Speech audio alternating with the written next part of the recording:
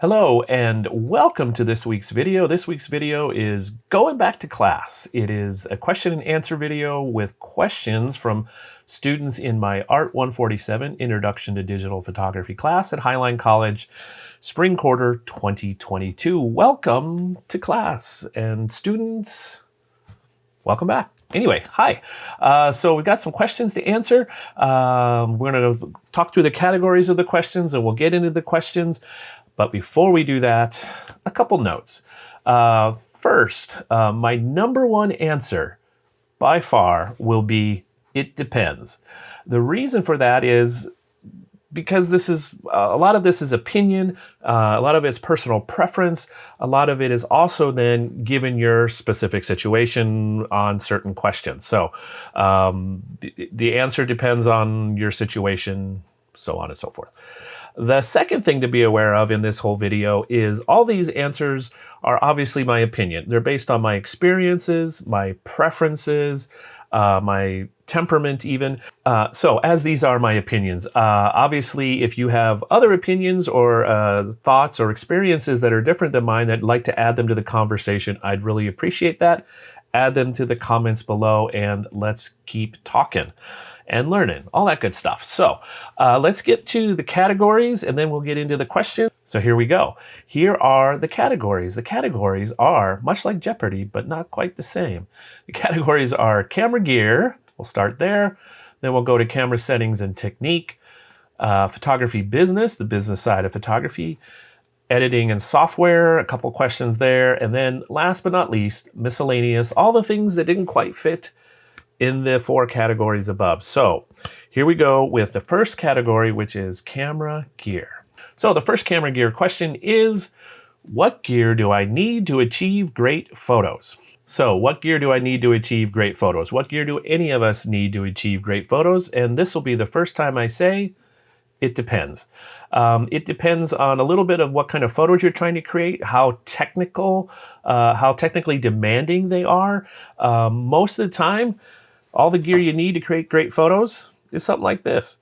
A camera phone is a pretty amazing camera. They can do wonderful things. They do have some technical limits. The other place to start is what kind of specific camera might you need. And again, that's really going to be very specific to the user, to their use case, to their budget and all that. But basically all you need is a camera and a lens. That'll get you started. That's the most important thing, is when you don't know where to start somewhere. So that's my recommendation. Get a camera, and to create great photos is all about subject, light, and composition, paying attention to those three elements.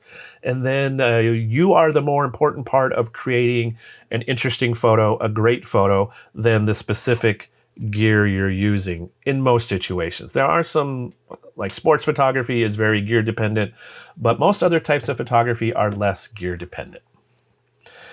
Next question. What is the best piece of equipment for scenic views, different conditions, and does it matter lenses depending on the conditions or different moods? And that's kind of there's a lot in this question about the atmosphere, the type of lens, the subject. So here's a thought on this. I think what it's getting to is, again, it's a little bit like that first question. How important is the gear?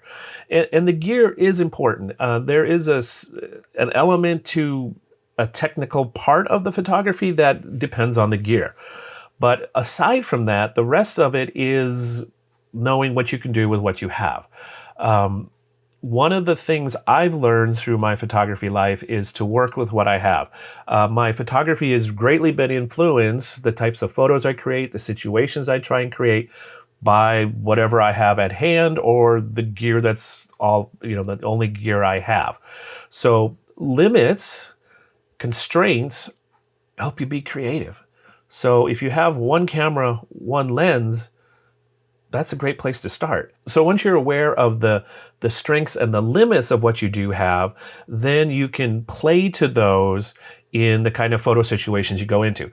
So for example, if your gear, when you go out and create photos, you don't like it when you're creating photos of landscapes. Well, then maybe you don't create landscape photos, you find something else. Or if landscapes are really important to you and that's what you really enjoy, then you need to find gear that matches that.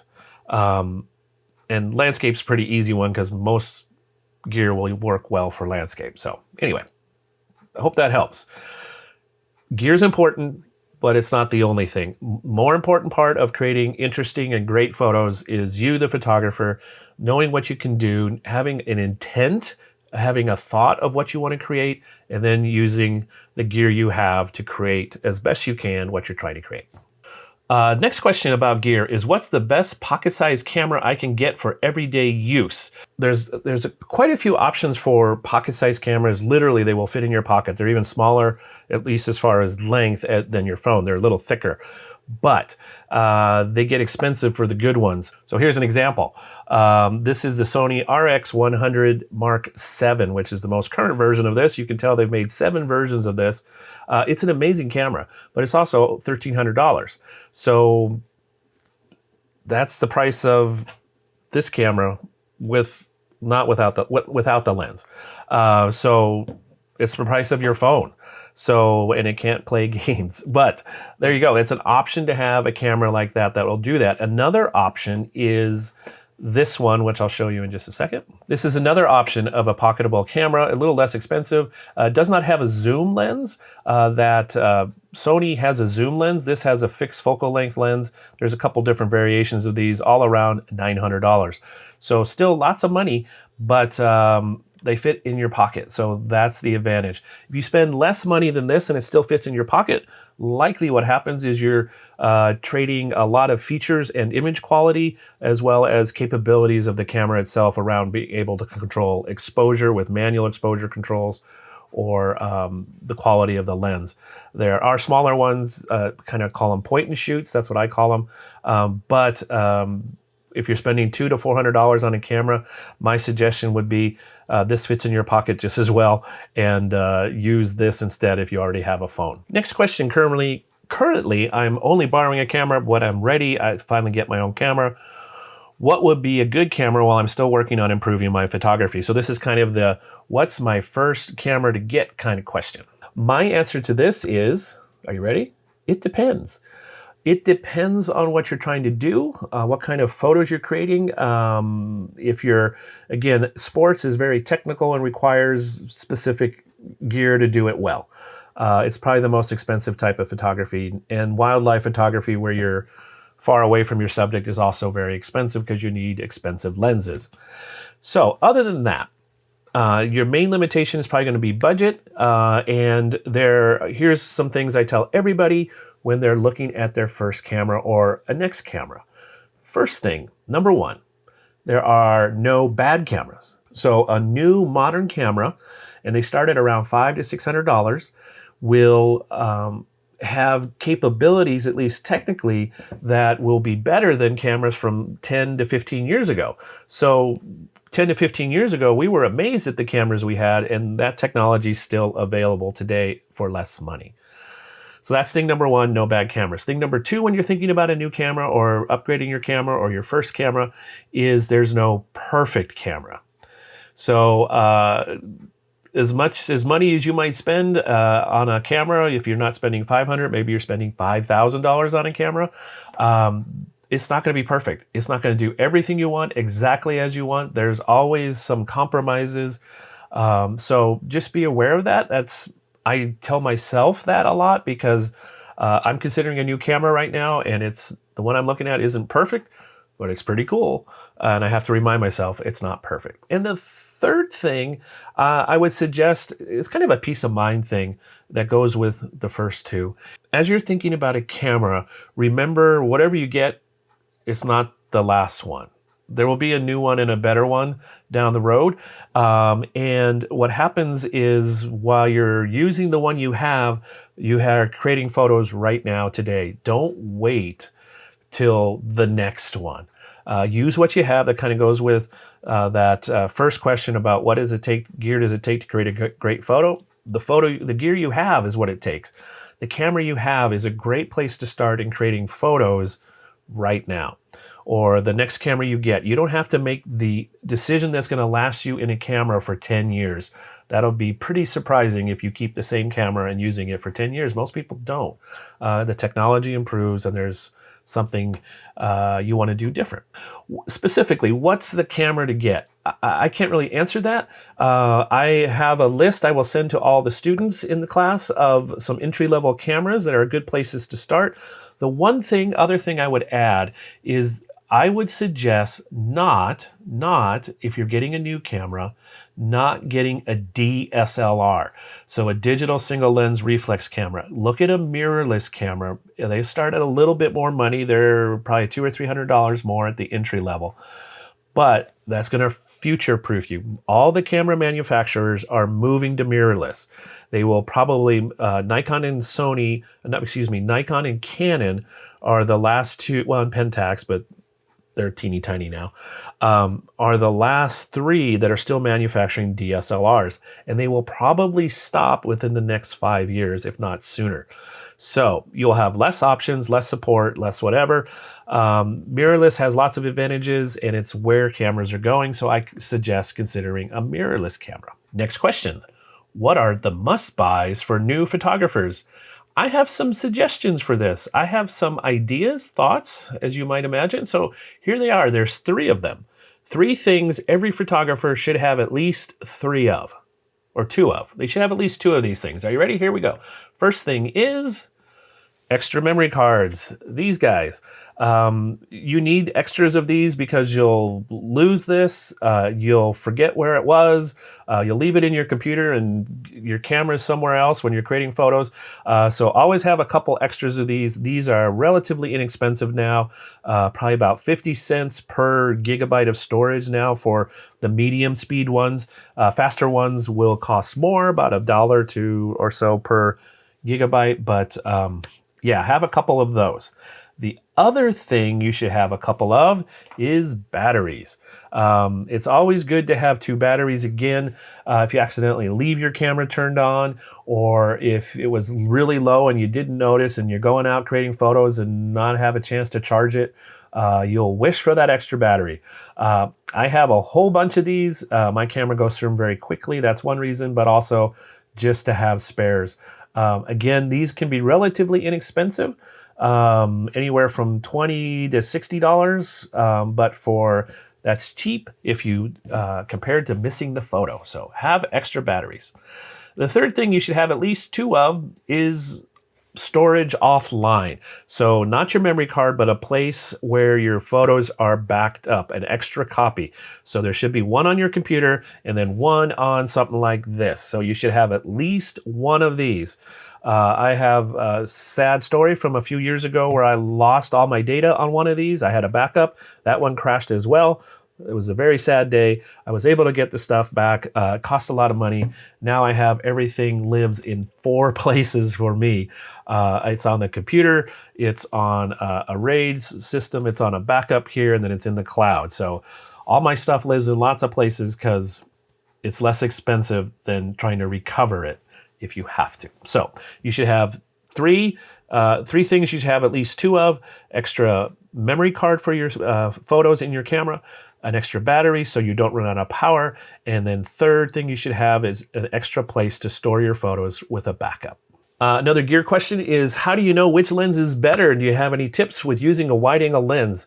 That was this student's favorite when they've gotten to borrow a different lens. So which lens is better?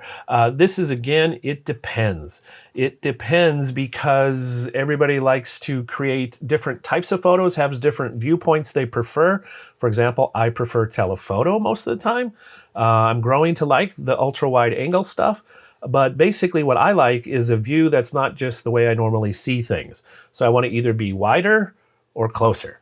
So the lenses I choose generally do that. So it depends on what kind of photography you like to do, what kind of stories you like to tell, the way you like to represent the things in your images. So tips for using a wide-angle lens. One of the things that's fun about wide-angle lenses is they can exaggerate perspective. So when you get close to things and you look up, things look larger and a little distorted sometimes, which can be fun to play with, especially if you can do an angle with things. It's fun to play with perceptions and reality and relative distances of objects with wide-angle lenses. So Just like all kinds of ways of creating interesting photos, find an interesting place to put your camera and the lens that's attached to it. So that's my suggestion for wide angle. Give it a go, see what you think, and I hope that helps. All right, another gear question about specific cameras. This one's asking about vlogging or daily camera do I recommend? Especially something that's small I can use to take short video clips, or a camera that is decent for taking pictures. So there's a few options for this. The ones I showed earlier, the Sony RX100 and the Ricoh GR3, those are great for that as well. But this is one that's getting a lot of attention right now. This is kind of a special purpose of the Z1 RX100 from Sony. It's geared a little bit towards vlogging. It has a tilty flippy screen so you can see yourself as shown in this photo. And it's $750, so it's less money than the RX100. I think it's a little bit larger. I haven't seen one, so I don't really know, but I think it's just a teeny bit larger than the RX100 because that screen's a little bigger. But it's $750, so if that sounds like a lot of money, it is. But if you think about how much money you spent on your phone, you probably spent more than that. Or someone did. So anyway, with camera prices, you just kind of have to get used to the sticker shock and get used to relatively how much things cost. That's a relatively inexpensive camera in the grand scheme of camera things. Next question is about film cameras. What cameras do you recommend? Online sources told me to purchase them on eBay. I'm wondering if there's a camera shop nearby. And this is in the Seattle area.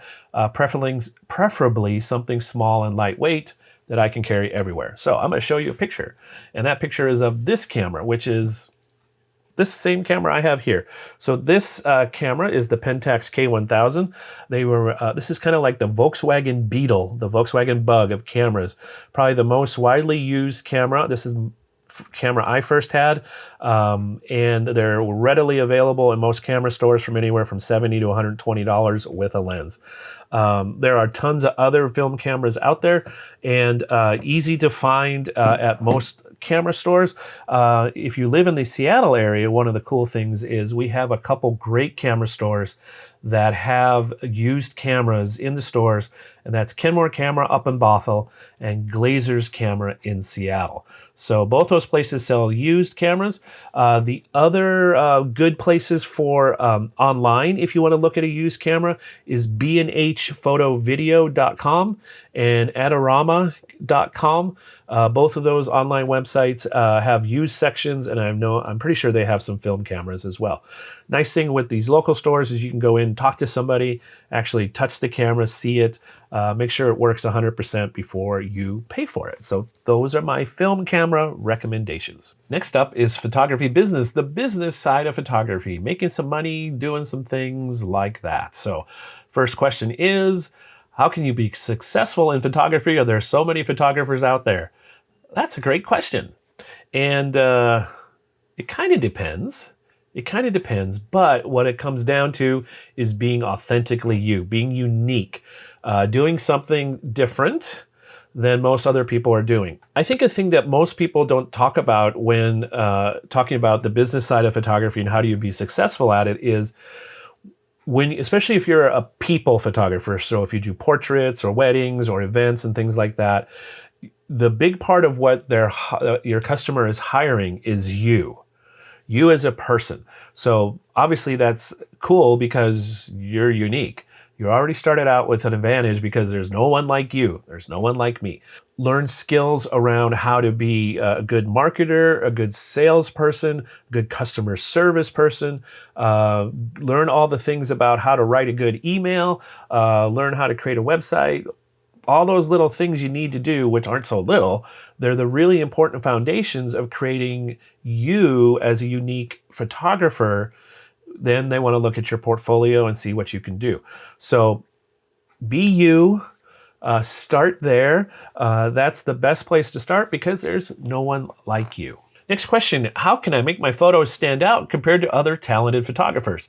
So once you've been hired because you're unique, how do you make your photos unique? The answer to that one is complicated because, again, it's going to lean into who you are and what kind of photos you like to create.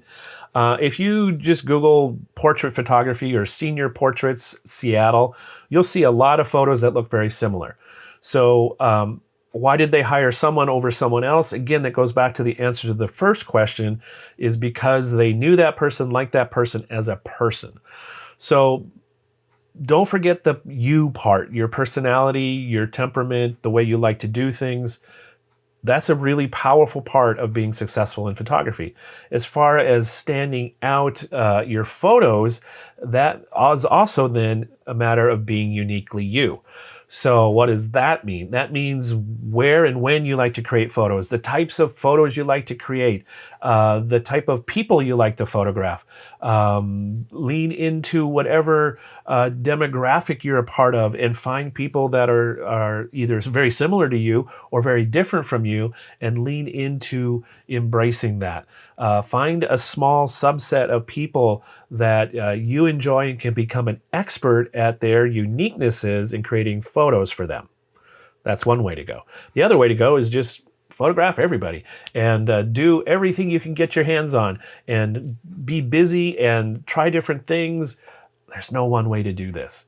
That's the hard part of business. That's the thing. There's no one recipe. You can read top 10 lists of things to do and be successful as a photographer, and they'll all have a couple little things that are different, and they'll have some intangibles that they don't mention because it's unique to you and your situation. So it's not easy, but it's also not necessarily that hard. It does take a special type of person to be a photographer, especially if you're working for yourself, which is about the only way most of us will work as photographers these days, is for ourselves. So yeah, let's go on to another question. We'll kind of keep fleshing this out.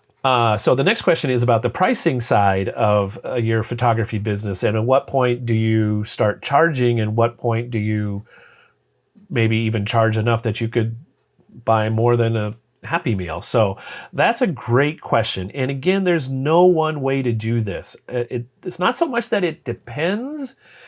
I guess it does. It does depend on your situation and your specific goals, your specific skills, your specific things you want to accomplish with your photography business.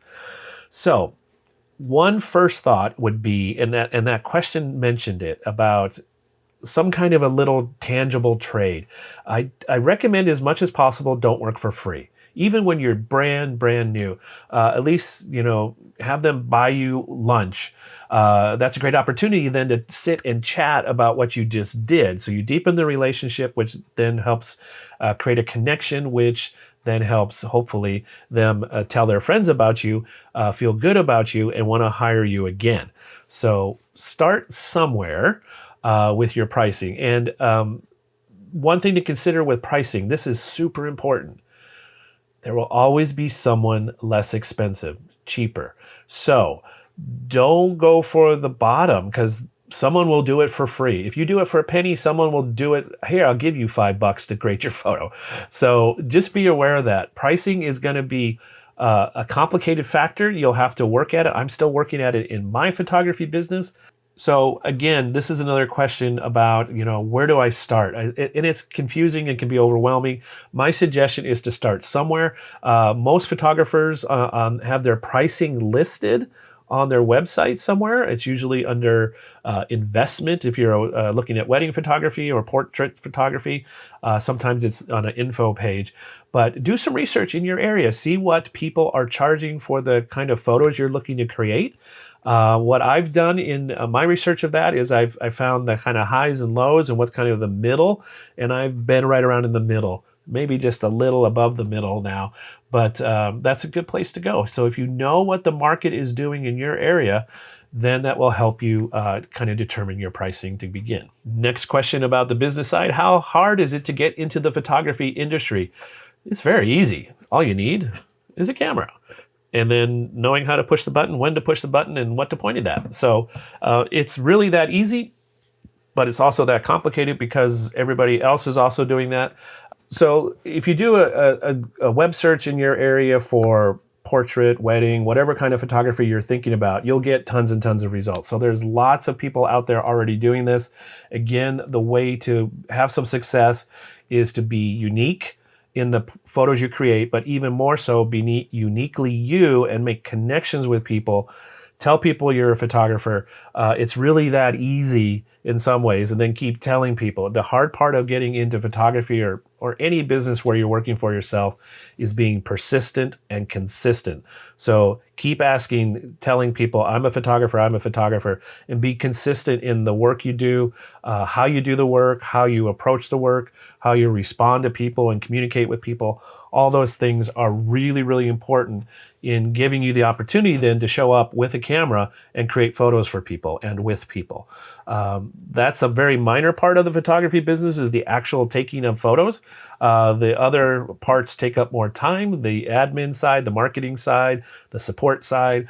So there you go. It's really, really easy to get into. All you have to do is say, I'm a photographer. And get a business license. Get a local business license in your state and city. Also very easy to do. You can do a web search for that. Next question is, what is the greatest challenge in starting a photography business, and which field of business is most popular in photography? I think the greatest challenge in photography is what we've already talked about. There's lots of people already doing it. And then the question about what is the most popular type of photography is people photography. So portraits, senior and family and individuals, headshots, events, especially weddings, quinceañeras, bar mitzvahs, things like that, corporate events. Anytime you have an event that happens just once, or you're trying to capture a special moment in time, that becomes more valuable, and people are willing to invest more in that than, say, maybe a picture of Leighton Market in London, which you can go there yourself and do it, which is probably cheaper to buy my photo. Anyway, people will tend to are willing to invest more in themselves, frankly, than maybe a piece of art that you've created that without a specific goal in mind. So I would say the people side of photography is probably the place where you can be have the most commercial success most easily. The next question is about how to reach other people in the photography business, so to make connections.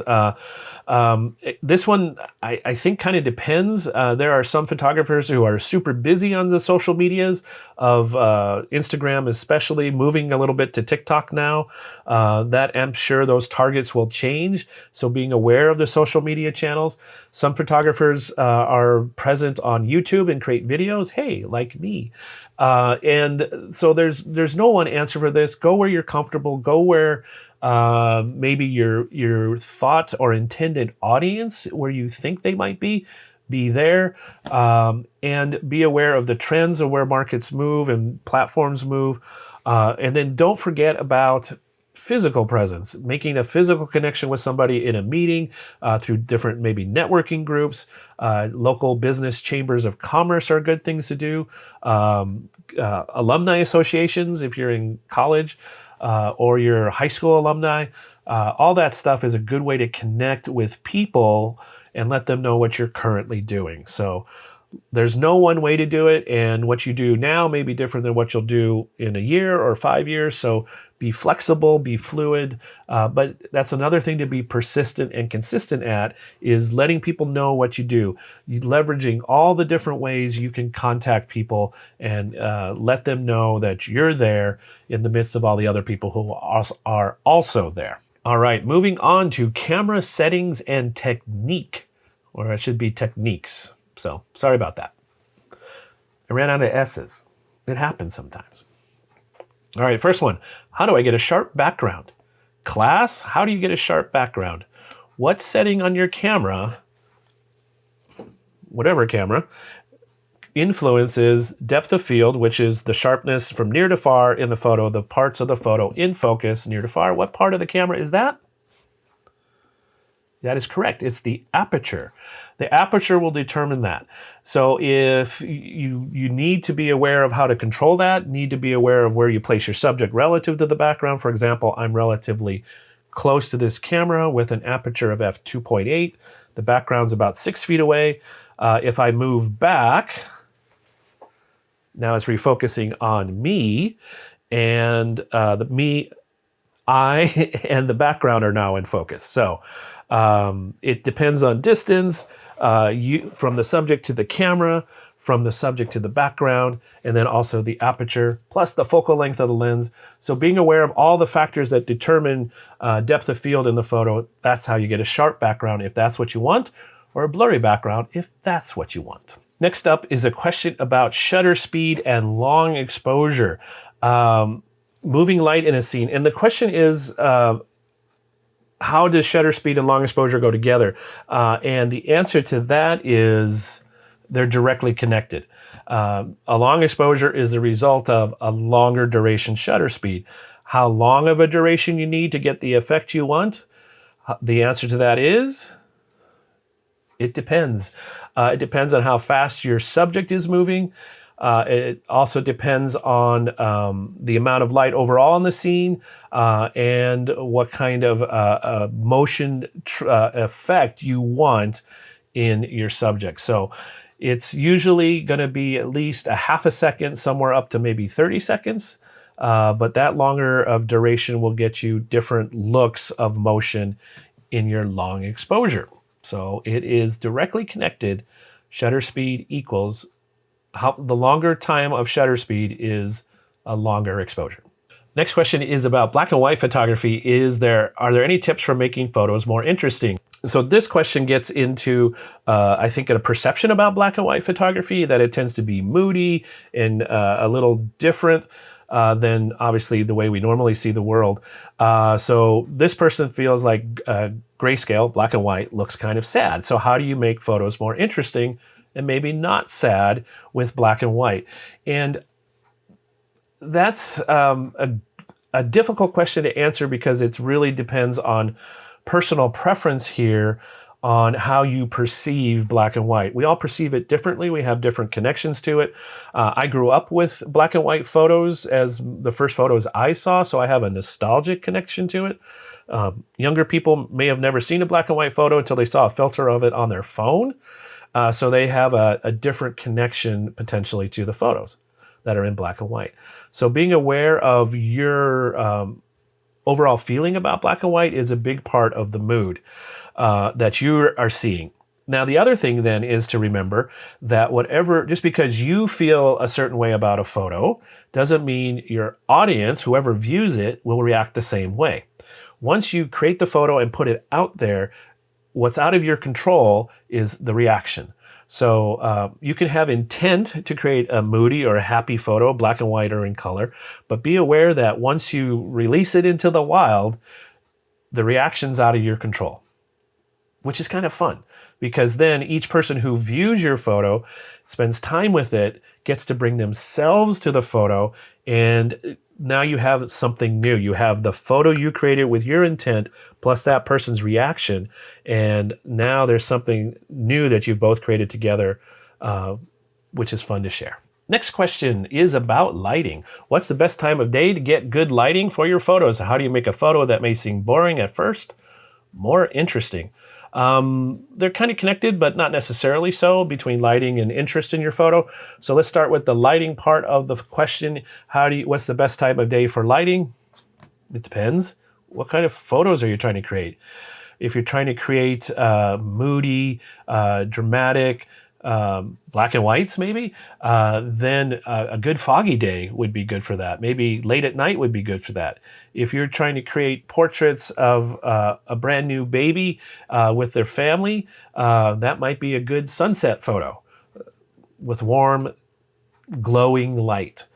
So it really depends on the kind of photo you're trying to create. And then the second part of that question was, how do you make a photo that may seem boring at first more interesting?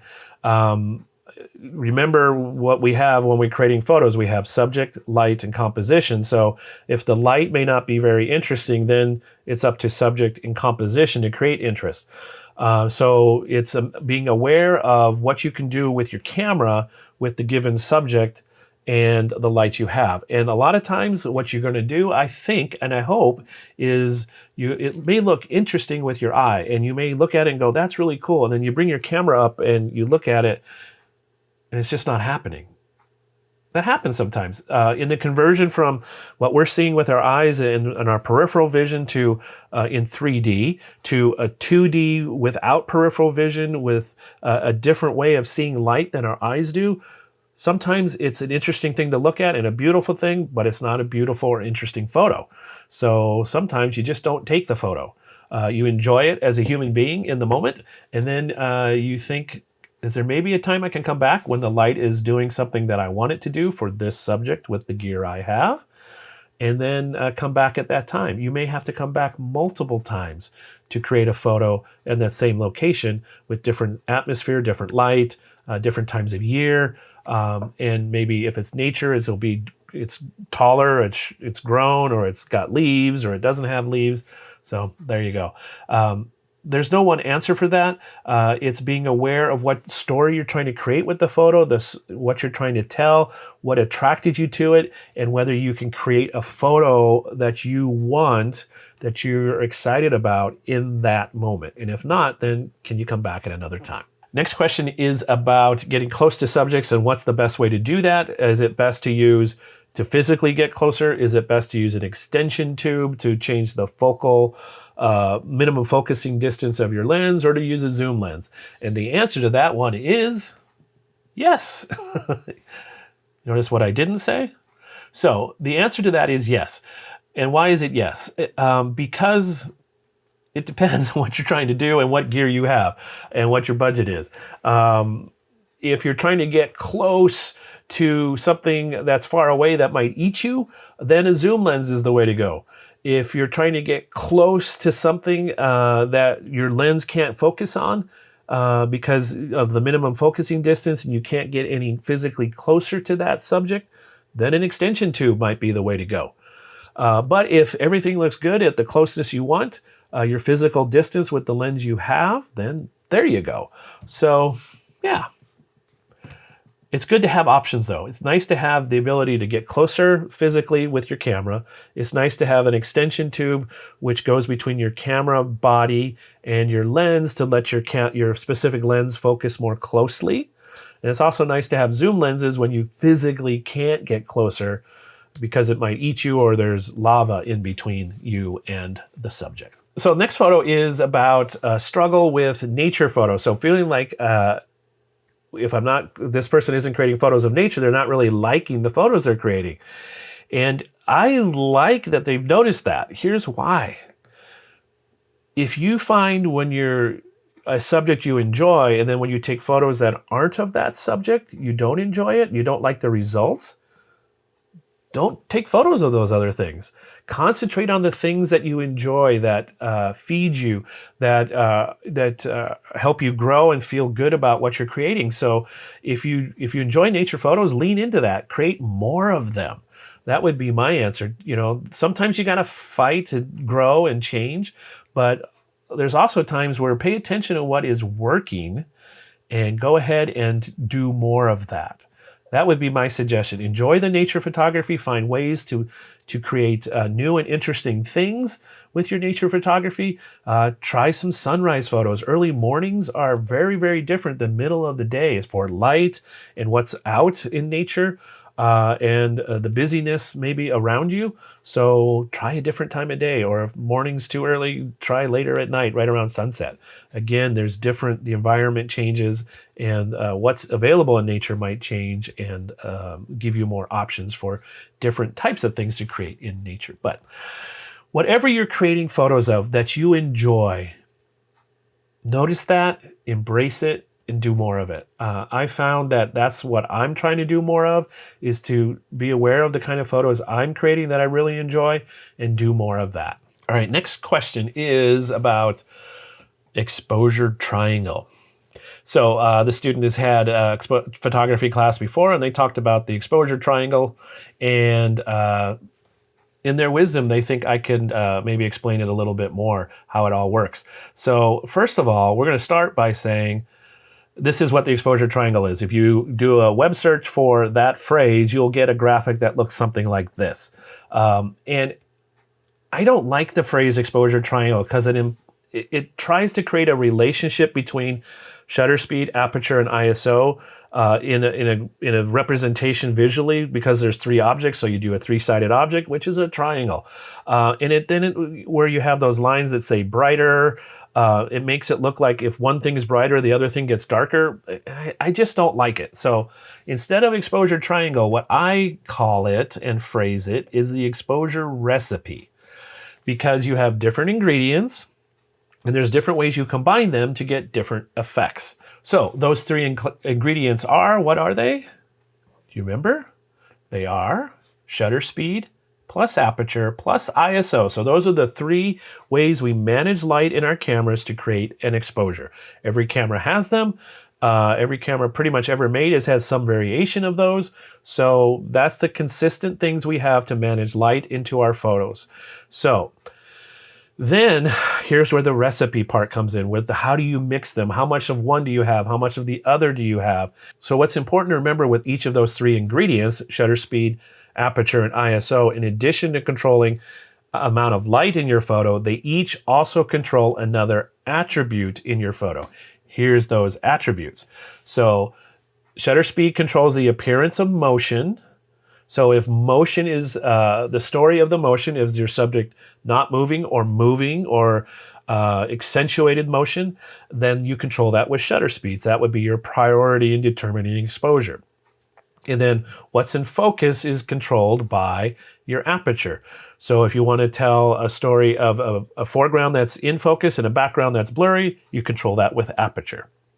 And then the last, ISO, is the sensitivity of your sensor to light. So being aware of the environment you're in and how your camera technically performs with that, because when you increase the ISO, you're going to potentially add noise to your image, which will reduce image quality, sharpness, and sometimes detail. So being aware of how you connect those three things to create the photo that you intentionally want to create, that's what I think the exposure triangle tries to get at, but I don't know that it does in a quick visual. So I call it an exposure recipe, where you're blending how much time of light, the size of the lens opening, plus the sensitivity of your camera sensor to create the kind of intentional image you want to make. Next category, editing and software. So the finishing of the photo sides of things. So question number one is, what and where is the best way to learn Photoshop? What and where is the best way to learn Photoshop? This answer is, it depends. It depends because how do you like to learn? Some people like to learn face-to-face in a classroom in a very structured environment. Some people like to learn on their own, maybe through books or YouTube videos. Some people like to learn maybe less formally, one-on-one with someone. So there's lots of different ways to learn. There are tons of resources on Photoshop. You can go to YouTube University and do a search for Photoshop, the specific thing you're trying to learn, and there's a video or 10,000 about that. So that's one way to go. Here at Highline College, we have, I think, 2 Photoshop classes. And you can learn it here at school. There are lots of other online environments or colleges where you can learn Photoshop as well. So there's options for all the different ways you might learn Photoshop. And it's a great program to learn. It's a great thing to have on your resume. It's a great skill to have because it's basically the Swiss Army knife of software. If you can think about it in creating it, you can probably do it in Photoshop. Whether it's a photo or a graphic or a logo or a banner for a Facebook page, you can do it in Photoshop. So there you go. Learn Photoshop. Lots of different ways to do it. If you'd like some specific suggestions, leave a comment below and I can send you to a couple specific Photoshop websites that I use and YouTube channels that I use. But I'm informally taught at Photoshop. I've taught myself through books and some seminars and lots of reading and watching videos. And that's how I've learned Photoshop in about 30 years I've been using it. So there you go. Next question about software is, what is the best way to make background blurry in your photos in Lightroom? And the answer to this is no. You can't. You really can't in Lightroom make a background that's sharp blurry. There aren't really any tools to effectively do that. You can get a little blurriness, a little less sharpness, but you can't get that really blurry, dreamy, out of focus background effect in Lightroom. What you would do then in Lightroom, what I would do is do a right click on the photo you want and then go edit in, go to Photoshop, and then go to select subject, and then put that on its own layer, and then you would blur the background, and that may or may not look good. Probably looks bad, but that's how a way you could do it with software through Lightroom, but you can't do it directly in Lightroom, at least that I know. If you know how to do that in Lightroom, let me know. Leave it a comment below, right after you like and subscribe. When it comes to editing, is using one editing app enough, or do I need to use more than one app when I learn more and lean more into a professional setting? I think I kind of answered that. One app, you have a primary editing app. For example, for me, it's Lightroom. 95% of my photos are completed in Lightroom. I don't need another app. But when I do need another app, that's usually Photoshop. So combining question number 1 and question number 2, if you know Lightroom, Photoshop's a great companion to it. So that would be my kind of easy 1-2 punch for that. There are other options out there. There's a few of them. There are some editing, kind of some full-featured editing apps. Affinity makes some, both for the computer, at least the Mac and the iOS. So there's some alternatives to Photoshop out there, alternatives to Lightroom. But those Lightroom and Photoshop are the two standards. So they're the ones if you want training, if you want to have the most options to learn about it informally or formally, they will probably be teaching you Photoshop and or Lightroom. Next question is about editing photos. Do I Photoshop your customers with their consent or of making them look nice in a photo? Or is it against my principles of changing the features of a person for their benefit? So this is about editing, I'm assuming, portraits primarily, and how far do you go or not go.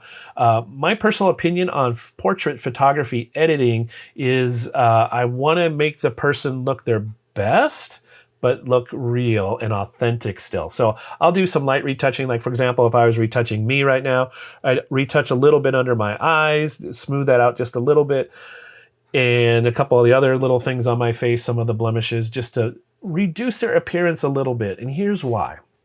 In a portrait, you're pretty much just staring at a two-dimensional object, which is different than when you're in a conversation with someone and you're talking. You're not just staring, hopefully, you're not, at the person and noticing all the little details. So what I try and do in portrait retouching is some gentle adjustments to make it look like the person when you're talking to them. If there's a blemish on their face that's going to be gone in 2 weeks, I'll remove that completely maybe. If it's a blemish that is just part of who their face is, I might try and reduce it a little bit. Like I have a mole right here. I usually knock that down a little bit in my photos. Yeah, so that's my approach. Everybody has a different comfort level of how much they want to edit portraits or not at all. But I let anybody know when I'm editing their photo, I let them know that I'm editing it, and it's usually going to be minor adjustments. I'm not going to change their eye color or make anything crazy go nuts, but yeah, we'll just do some minor adjustments to make it look like the person when you're talking to them. That's my goal. Next question is, how do I know when I'm done with my edit or when it's too much of an edit? And that's a great question. And I think the first way you know whether it's too much or not is when you're asking that question. If it feels like it's too much, it might be too much. My approach on editing, at least in Lightroom, is I'll look at the screen and I'll watch and I'll move the slider. And then when it gets to be kind of where I like it, I usually back up just a little bit from wherever I moved it. Because once you start doing a whole bunch of edits, they tend to add up, and then you don't notice that it's overcooked. Maybe use another food metaphor.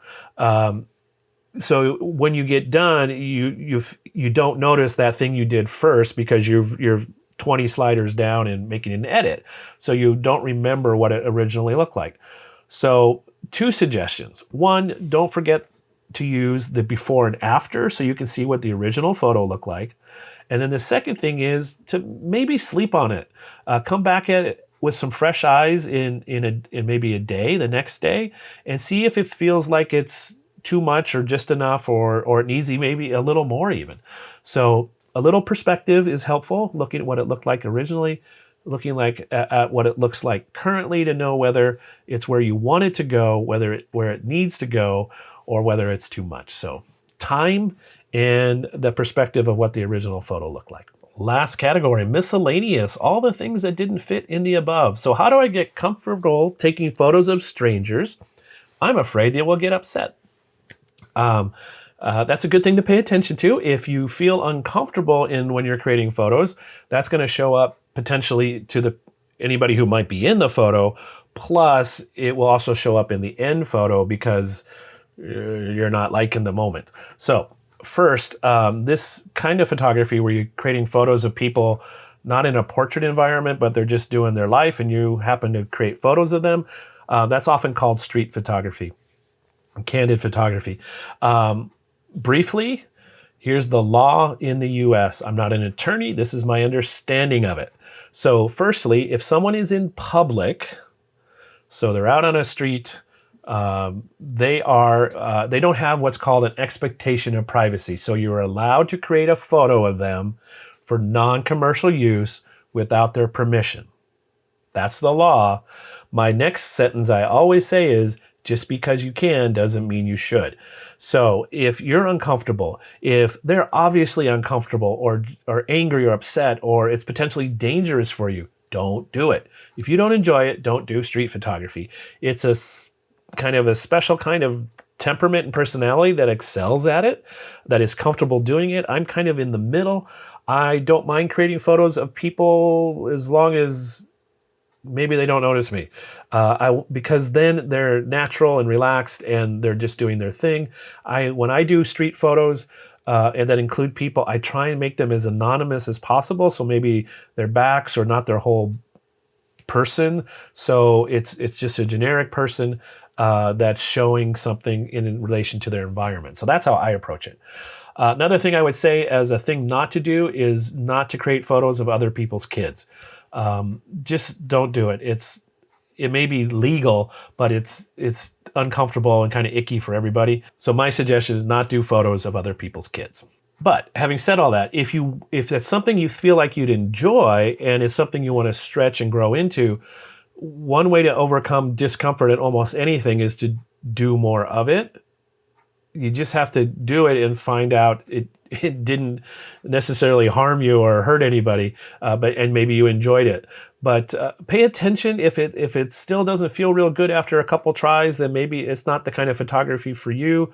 And there are many, many other ways to create photos that are still really interesting. So pay attention to how you're feeling. Next question is all about continuing in photography, which I hope everybody does. It's such a great art form for creating that we have so many great technical tools to help us unleash this creativity we have, I think all of us do, in a way that is easy for most people to get pretty good at and find a lot of enjoyment in.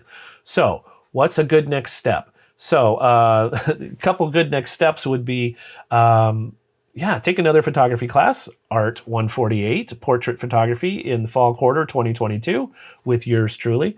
But maybe the more important way, well, not maybe, it is the more important way and the more effective way to get better at photography, improve your skills, and keep learning, is to go out and create photos consistently. Not once in a while, but frequently. That's the only way to get better at just about anything, is to do it regularly.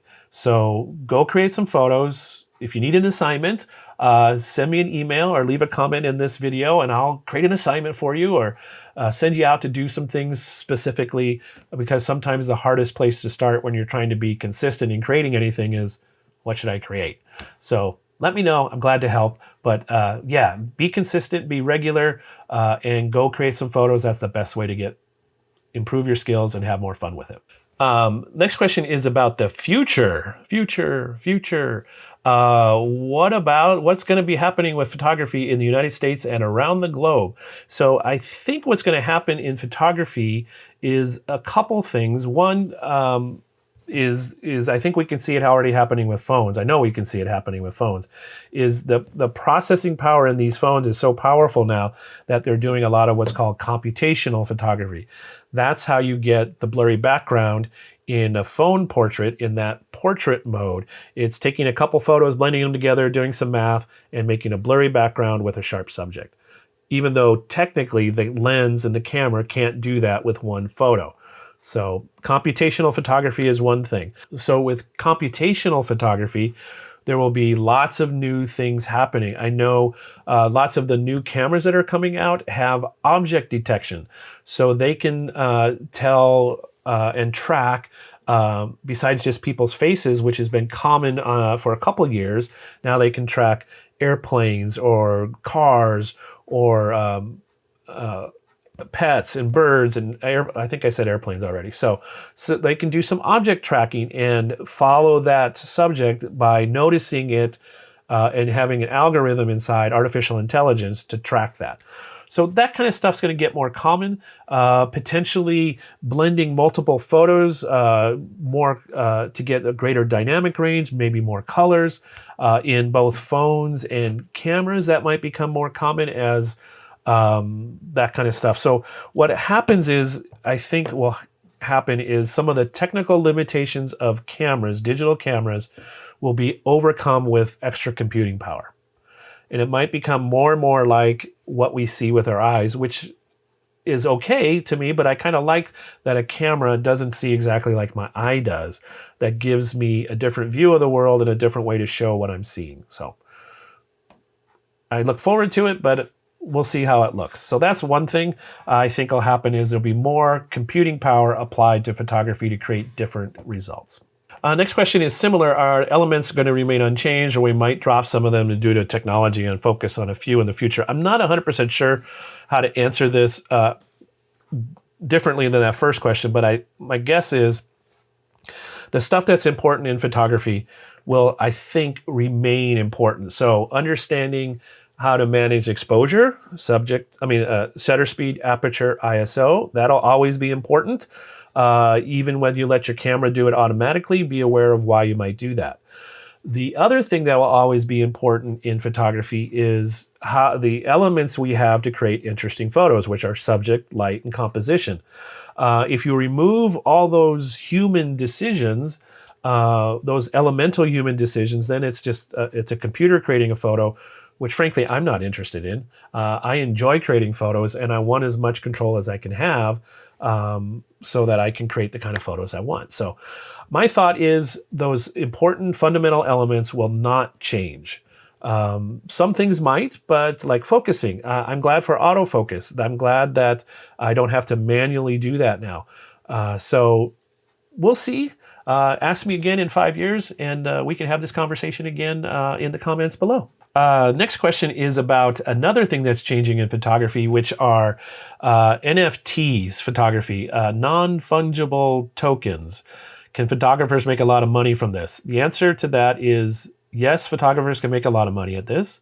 And the answer is also yes, photographers can lose a lot of money at this. So I personally, I know just enough about NFTs to be dangerous. And what I know, I'm not impressed by. I'm not a risk taker, and there's a certain element of risk in NFTs or anything that's kind of not tied to a tangible asset. Our money is psychologically valued, yes, like a dollar bill is, but there's a stronger foundation to it than it's worth this one day with an NFT or this one day and this another day. So yeah, I don't know enough to say I'm staying away from it personally. So I'm not impressed with it. It feels a little bit like a multi-level marketing, a Ponzi scheme, where in order for it to be successful, you need the people at the top need more people at the bottom. So right now we have a lot of people at the bottom. And the only way to get them at the top is to have more people below them. So I'm not impressed personally. So, but I may not know enough, and that's my opinion, and I'll stick to it for now. Next question is about what happens when you're in a slump and how do you overcome it related to photography. And I will share this quote to answer that question. This quote is from Chuck Close. I'll let you read it, but the short version is this. The way to get out of the slump is through. The way to get out of a creative slump is to start creating. It's in the midst of the creating that we find the thing that gets us excited about the creating the next thing or creating this thing. So we have to do it. Inspiration is for amateurs. The rest of us just show up and get to work.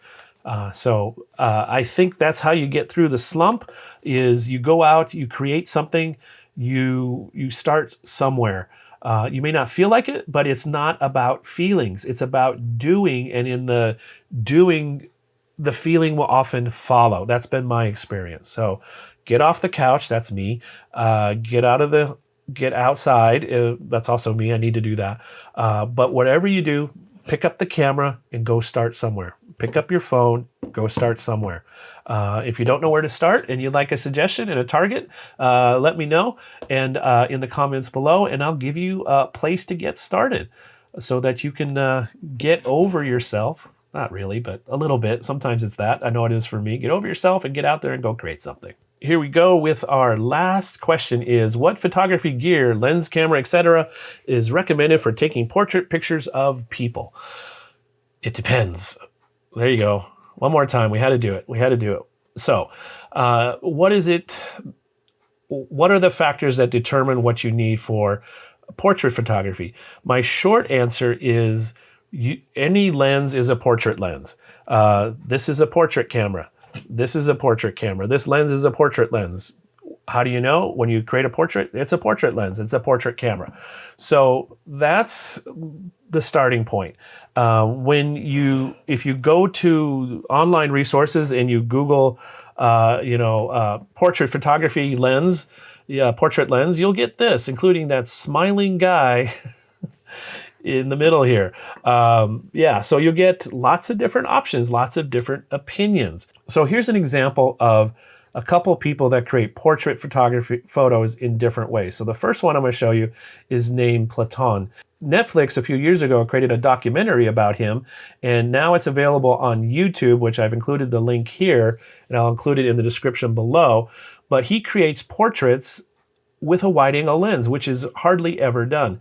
And if you go to his website and look at these portraits, you'll see there's a big emphasis in these portraits where he's below the subject on the subject's hands, which is really fascinating. It's not so much on the face, it's often the hands are the first thing you see in his photos. A different way of doing things. Again, another way to be successful in portrait photography or any photography business. Do something different. Be unique. Find a way you enjoy doing it. Find your voice, your presence. So that's one way to go. Here's another portrait photographer. You may have heard of her, Annie Leibovitz. She does a lot of portrait photography for Vogue magazine and many, many other photos through the year. So here's her portraits. She's on a Star Wars kick lately. She's doing all this promo for Star Wars stuff. And then here's a former student of mine, Mia, and she does photos of portraits in a different way. She has a consistent look to her photos, a consistent subjects. So there's not one way to do portrait photography, just like there's not one way to do any kind of photography. It really depends on who you are as a human being, what you want to do with the photos you're creating, what's the purpose and intent, and then your maybe budgetary limits, your technical limits of what you already have, and using what you have to start somewhere in your portrait or your other photography journey. And lastly, I'll kind of conclude with a story of a former student of mine, who when she started a photography business, she had one camera and one lens. It wasn't even a zoom lens. It was a 50 millimeter lens, and she photographed weddings, she photographed products, she photographed portraits. She did all the things that a photographer does with one camera and one lens. So it can be done, and she started somewhere. So I hope that's helpful. I hope that some of the thoughts here were inspiring to you and helpful to you to moving to the next step, whatever that may be for you. And if not, and you have other questions or follow-ups, leave them in the comments below. If you want to contribute to the conversation, have a perspective or experience that I missed and would feel it would be helpful to add to this, also please add that in the comments below. I really appreciate that. It's fun to have these conversations online and to get to know different people and different experiences. So thank you, thank you. And while we're asking for things, I'll ask for, as always at the end of these videos, if you like this video, please hit the thumbs up, like button. That would be greatly appreciated. It benefits you in training the YouTube algorithm about videos you like, so you'll see more of them. And it also helps me, this channel, by potentially showing this video to people who also like similar videos. Thank you, thank you. If you've watched a couple of my videos and you haven't already subscribed, I'd really encourage and appreciate if you subscribe to this channel, just because the more the merrier. It's a good thing. So I appreciate that, and thank you very much. So that's it for now. We're done with class stuff. We're nearing the end of the quarter. So I look forward to seeing you in the next video. And until I see you again, stay safe, stay well, and have fun creating photos. Bye for now.